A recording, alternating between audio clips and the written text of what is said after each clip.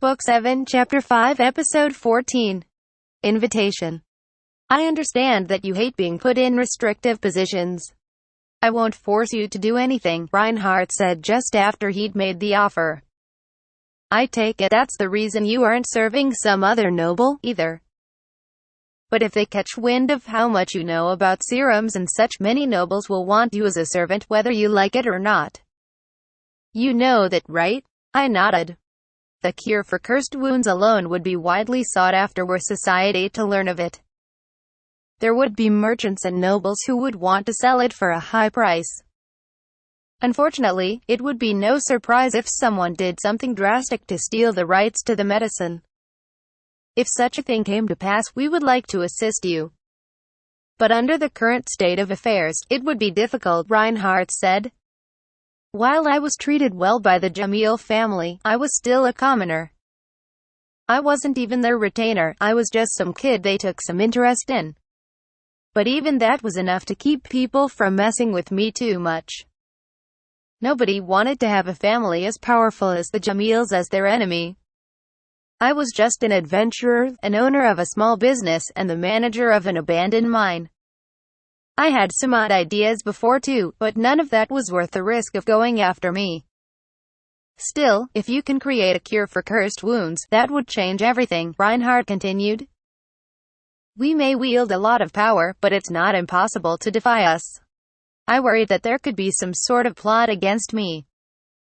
Elise seemed to guess what I was thinking and bitterly smiled. You probably aren't wrong, Bryoma, but it's more simple than that, she said. I mean, you have the right to do whatever you want with your business, right? But if you tried to do something too self-serving with it, there would be people who'd try to stop you. It would depend on what it is, and maybe you'd get away with it once or twice, but eventually you could lose the trust of the people around you. It's like that. We have a lot of power, but we can't just wield that power whenever we want.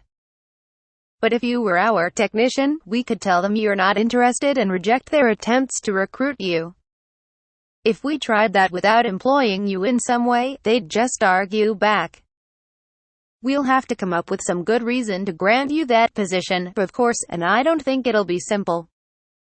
But it'll be worth it. If we acted like this conversation never happened and kept the serums a secret, maybe there wouldn't be a problem, but I would have to live the rest of my life in fear that someone would find out.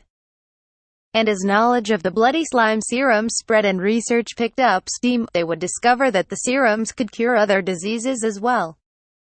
I couldn't predict how great an impact the serums would have, but they could save a lot of lives.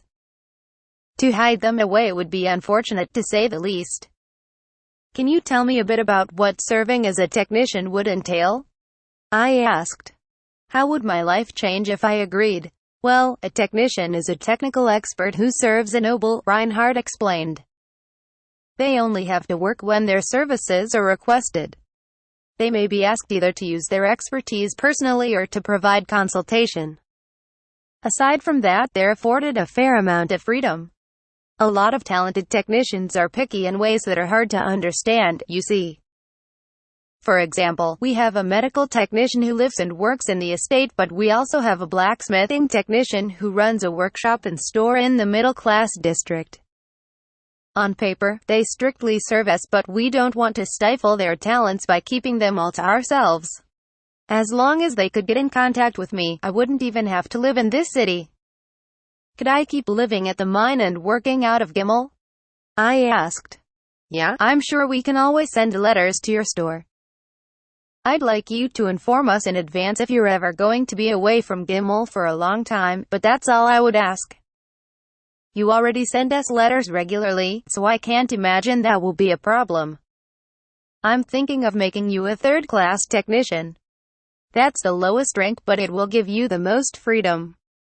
And all technicians, regardless of rank, serve me personally for the most part. You won't have to take orders from other technicians that way. Could you tell me more? Specifically, I wanted to know what a third-class technician was, and what it would mean for me to serve Reinhardt personally. If they only served him for the most part, presumably there were exceptions. Third-class technicians are the lowest rank, followed by second and first-class technicians, Elise said. Your rank is determined by your history and accomplishments before becoming a technician, as well as the accomplishments and contributions to the family that employs you after becoming a technician. That rank has a substantial effect on how you're treated. Technicians of all ranks receive job security and research funding, but for third-class technicians, that's all they get. Second-class technicians are provided with employees and a place to perform their experiments. If necessary, they could also be given a few guards. First-class technicians have the right to lead a whole squad. It would be no exaggeration to call a first-class technician's knowledge and techniques hot property, Reinhardt added. Protecting those technicians and their research facilities requires a fair number of guards. Incidentally, as far as accomplishments go, I'd say your cure for cursed wounds is good enough cause to make you a first-class technician, said Pioro. But first-class technicians have a lot of fame and influence which could put a burden on you. With that in mind, third class might be better for you. According to Surgeon Pioro, the specific conditions of employment for any given technician differed based on their particular expertise. That gave technicians more freedom than other roles, which seemed to be one reason that Reinhardt suggested it to me. As for the question of who I had to serve, each field of expertise had multiple technicians who could sometimes form teacher-student relationships, and sometimes a teacher and their student would be hired as technicians concurrently.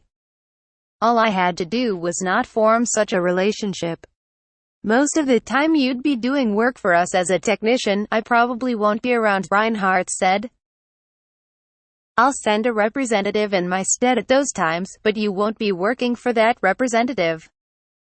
You talk to them as equals, offer your own opinion, and if you disapprove of them, you can make a direct appeal to me.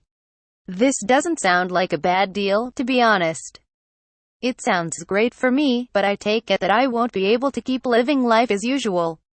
I'm afraid not. First of all, technicians must prove that they're worthy of their position once every few years.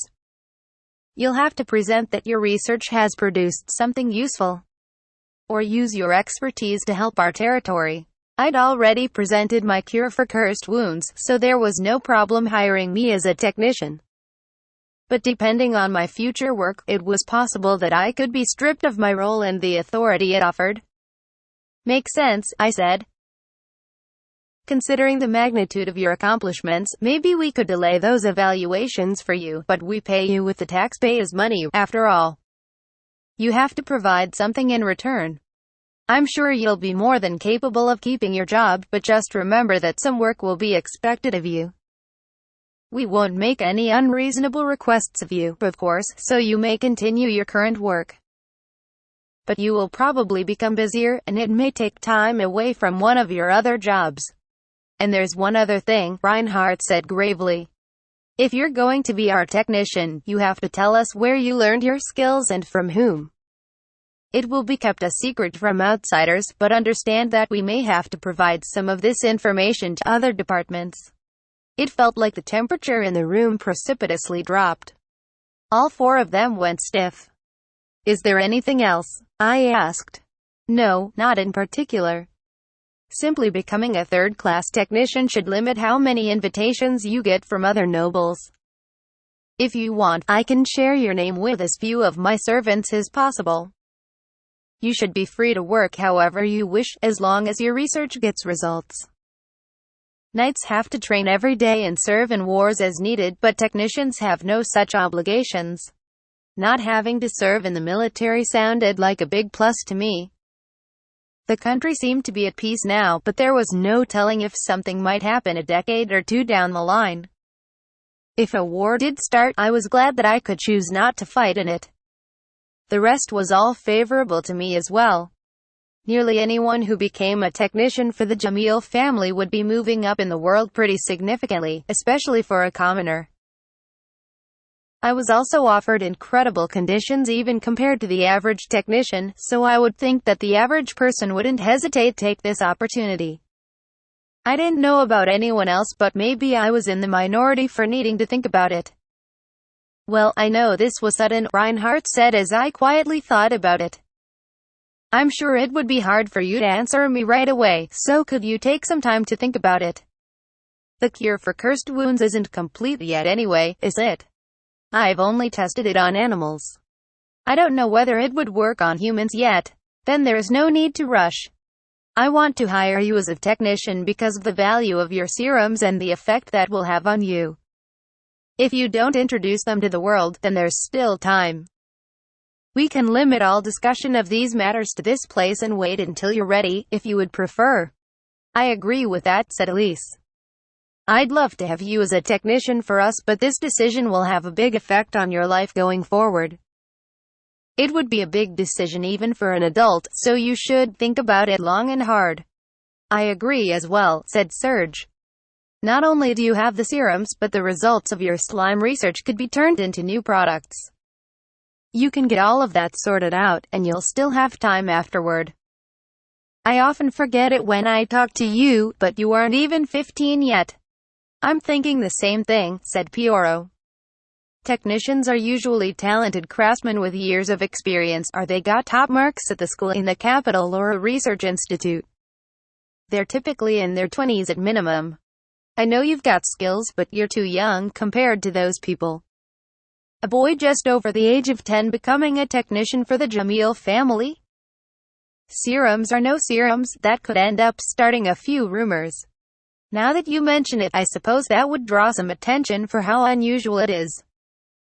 He could probably protect himself, but yeah? Reinhardt said, his voice getting quieter and quieter. Elise looked at him like she wondered how he didn't realize it. Serge and Pioro drank their lukewarm tea and smiled. The air that felt cold a moment ago had warmed up again. But remember something, Bryoma. Yes.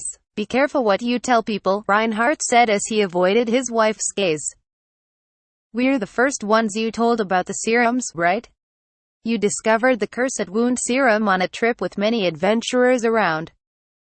And it's been a long time since then, but I presume you kept it a secret because you knew it would be dangerous to share with the wrong person. You haven't even mentioned it in your letters. Of course not. I figured someone else might end up reading them. I'm glad you understand. I thought you could be a bit too generous when it comes to sharing your skills and your knowledge. I know that sharing isn't always the best idea, I said. But noticed that Elise, Serge, and even Pioro didn't look convinced. They must have thought I was awfully careless. I didn't obsess over every little thing, I guess, but I thought I was reasonably cautious. We all smiled awkwardly, with nobody able to strongly deny what I said. Oh, I forgot to tell you something, Reinhardt said. I believe we have a full list of requests from the servants regarding Hughes and Lulanese's wedding. Got it. I'll start constructing everything tomorrow. How many workers will you need? Anyone who's good at physical labor and has time on their hands can help. I'd like to build everything from the foundation up, so there should be enough work for everyone. Sounds good, Elise said. If it's physical labor you need, can work start in the afternoon? The guards will be done with their training by then. That would be fine, thank you. We put the previous topic aside and continued the discussion like nothing had happened. They were considering my feelings by giving me time to think, presumably. I just hope they didn't think of me as reckless.